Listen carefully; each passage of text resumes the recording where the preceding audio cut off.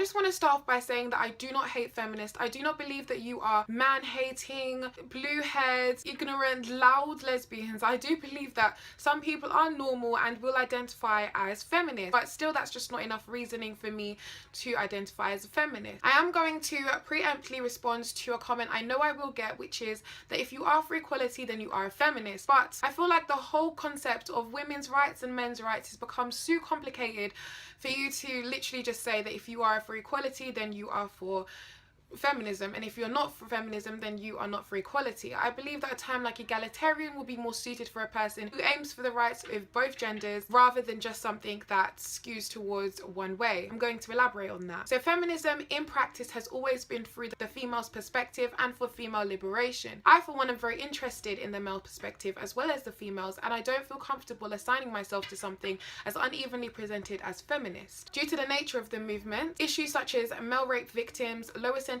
for women than men for exactly the same crime, hypermasculinity in society is not really as much talked about as issues such as the supposed wage gap and women's oppression. So aside from these perspectives, because this isn't really the basis of my argument, but the basis of a lot of anti-feminist people, I'm really just going to go into, you know, my actual personal reasons. And if you do want to elaborate on those points as to how feminism doesn't really equal equality, then there are loads of videos that you can check out, and I probably put one of my favorite ones down below in the description for you to go and check out if you like. Aside from the idea of perspectives, I genuinely do not agree with a lot of things that feminists agree with. Third wave feminism has really tried to stretch it with its radicalism and quite ridiculous principles. I do believe that in the past, feminism was definitely needed for women. It has done a lot for us in the past, but I just feel like third wave feminism, you know, it just needs to be hung up when the basis is really man-spreading and whether you should shave your legs or not. The basis of this wave has basically established that women's biology makes us superior to men, and therefore we should treat ourselves exactly the way men do,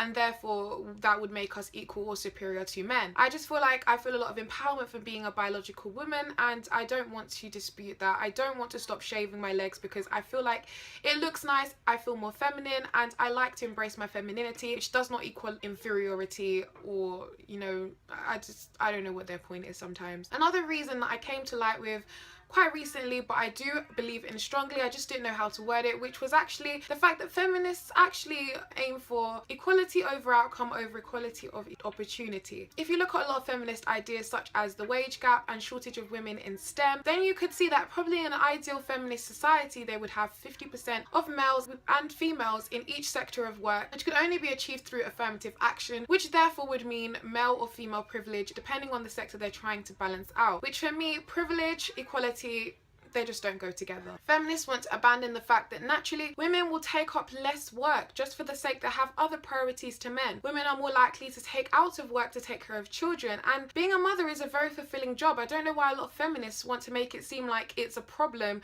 or it's a really stupid job to have. Also, women would be forced to obtain careers that they're not really interested in because women and men will naturally make different decisions. Women are more interested in areas like nursing and men are more interested in the other STEM subjects. It's not something that you can really force, and you need to acknowledge that men and women are built differently and programmed differently, and therefore they will make different decisions. So according to feminists, men and women think exactly the same, act exactly the same, and therefore make exactly the same decisions, which generally just isn't true. In an ideal feminist society, if something is not 50-50, then there must be discrimination happening when they just don't want to accept the fact that sometimes women will not take up certain decisions that men will. Women will be less likely to take high pressure jobs than men. It's just the fact. Some women will go into STEM, and that is great, but you need to look at the fact that freedom is really having freedom over choice, you know, even if it's the choices that feminists don't want you to make. Another problem I have with feminism is that basically they just like to group themselves together and speak for the rights of all women as if it's all women believe this and all women's viewpoints are this. And to be honest, that's just not the case. I personally do not agree with a lot of the things that feminists